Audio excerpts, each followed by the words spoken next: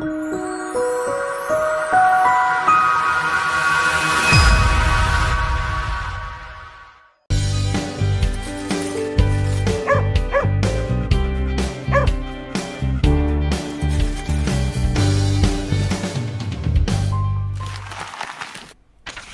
welcome back. We're going to have a look at our second to last pedagogy. We're climbing up the sort of taxonomy, up the layers, and as we get higher and higher, so it tends to get us more involved. It tends to require a bit more of our brain, requires a bit more activity, and sometimes it also takes a little bit more time. So again, the things I'm going to demonstrate now are just quick things, because in 15 or 20 minutes I can only show you so much. But obviously if you've got a little bit more time, you've got a class, they've got 45 minutes, or it's part of their work outside of class, you can obviously do a lot more. So, pedagogy of creation. It's interesting that I refer to these pedagogies as digital age pedagogies and not digital pedagogies. There's a difference. Digital means you must be using digital tools. Digital age means they are pedagogies that synchronize with how our students work nowadays and can work very well with technology. But when you look at all of them, you will find that they are things that can happen even at a preschool. And in fact, when you look at a preschool, you will see kids go out and go and choose all the blue stones and the white stones. Curation. Let's have a little circle time and have a conversation. They're often making mistakes as they're doing something, or they're building something, or creating something. All of these things exist there. And when we look at the famous Bloom's taxonomy, one of the highest level thinking skills, first is the HOTS, is creating. And so as I said, cognitively, this is getting more investment, and Ken Robinson once said, I believe profoundly that we don't grow into creativity, we grow out of it. Often we are educated out of it. And it is sad because I remember my kids at preschool, I used to love it. I'd go and sit there and I'd see them painting and building and go, wow. Then they would have news and they would write the news. And after I got to a certain level at preschool, there was no more news. You know, I just had to read more books now, and then there was had to figure out the maths problem. And unfortunately, creativity just gets bred out of them. By the time they get to the end, we wonder why, when they reach us at postgrad, and the simplest thing is, so what would you like to do your research on? They give you that look of horror.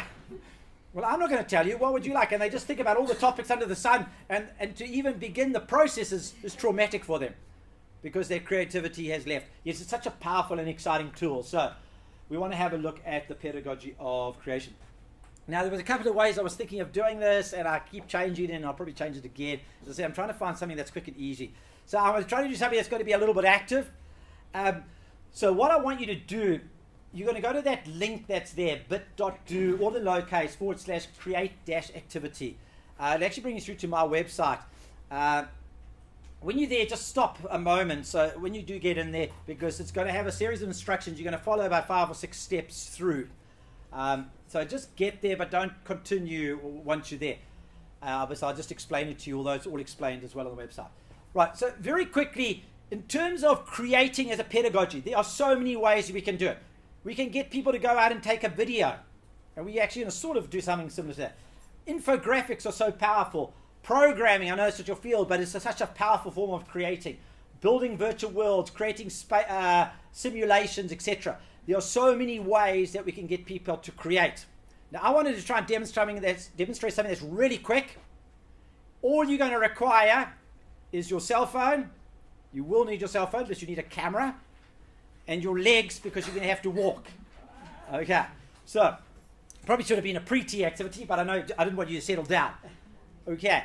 So, basically what's going to happen is you're going to be presented, I think, yep, it's got click to proceed or click to proceed. You've got 2 options. There's going to be 2 lists. Depends which way you go. It doesn't really make a difference. And there's going to be some instructions. Okay, as I said, all you're going to need is a camera. Read the instructions and try and follow them. Right. On that note, it's over to you. Take it away.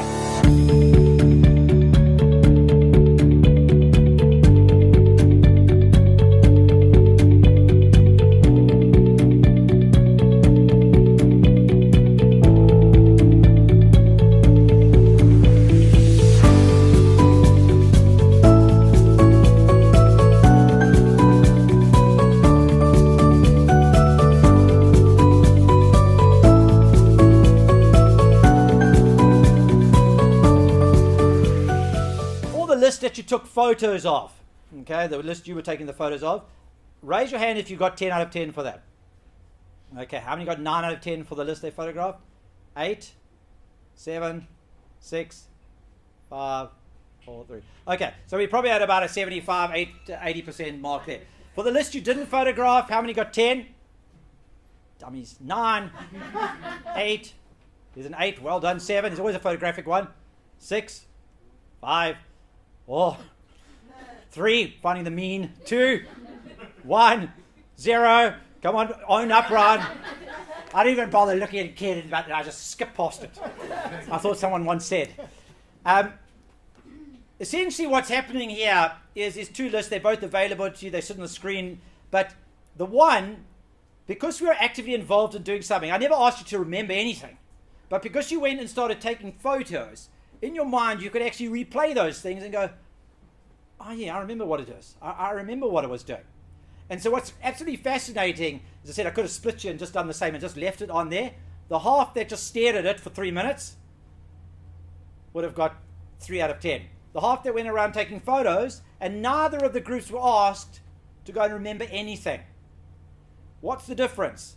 The difference is the one group was active. You were actually creating something, and that process of creating just empowers your brain to remember. And it's exactly what's happening in the class. You put up something, and what's happening? You're lucky if you get 30% recall on it. You change it slightly and get them involved in creating something. And so this is just a very simplistic example. I get my students often to go and create a video around a concept. The moment they have to create that video around the concept, their engagement, their ability to understand, their ability to reason, and all the other pedagogies come in later, correction and conversation, just escalates. And so that was just a really short thing. Obviously, when it comes to creating, it takes a little bit more of time. There's wonderful tools like Powtoon. So I'll tell my students, right, I'd like you to create a short little animation. It's really easy to use, but it's going to take 45 minutes to do it. Obviously, I don't have time now. But the point is, you can even do something as simple as that. There is another one that I'll mention in a moment, but basically creation is about these things. It's about conceptualizing, designing, constructing, and managing. And it's building all these beautiful skills like creativity, visualization, metacognition, thinking about your own thinking.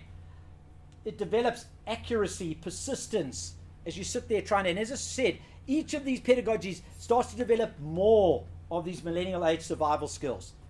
Now, there is another great app that is called Flipgrid. I'm not going to do it now. It's going to probably take another like 10 minutes, and I want to try and get into the last thing. But Flipgrid is fantastic for two things, for creating and for conversation. Okay, it's a Microsoft product, so it plugs into our whole Outlook environment, so you can link it into your student numbers if you want to do all of that. Works like it. You can either use it so only registered students at UKZN can use it, or you can use it however you want. So, for example, that would be a Flipgrid thing. I would say scan the QR code or go to that link. The example I've got there, I said I'm not going to do it now. If you went there, it's going to say, right, this is called the elevator exercise. If you don't know, the elevator exercise is to be able to say something succinctly and down to the point. You will be given 30 seconds to say who you are, but to a video. Flipgrid is all about video conversations. So as a lecturer, I could put an intro video or just a piece of text, and you respond with the video. The reason I didn't do it, you're going to need to get the app on your phone. I don't want to waste time getting the app on your phone. But if you get your students to get it, my students have just done this, fantastic. And so then they run around, they grab their cell phone, whatever it is. It doesn't have to be an intro to yourself. It could be any topic. My students were talking about one of our computer-mediated communication topics, had to pick on something and start having a conversation. But just that process of creating that video was amazing. And I remember some of them after, well, I did so many edits and cuts and retakes and never realized it took so long to produce 30 seconds. And in that, they were distilling and focusing on the content. And so they probably spent half an hour. I think the ones just spent an hour to try and get a 30-second video. Great. They've just spent a fantastic hour of focusing on the content. Okay, so Flipgrid is another great tool. Creating the ultimate challenge. I call that the stark, scary look of the blank page. Traumatic. There's nothing scarier than being given that. Give a piece of paper and a pen and say, create. What must I create? Why must I create? How must I create? And so they sit there traumatized. The blank page is the canvas to do whatever you want. And sometimes it's a great opportunity to give our students an opportunity. Be creative. Say something. It's not easy. But if we can develop that ability to create now, they're going to be so much better when they get to postgrad and those later levels. So stress them sometimes. Push them to create things. They're going to love it, and they'll spend all their spare time doing it, and it results in great performance results.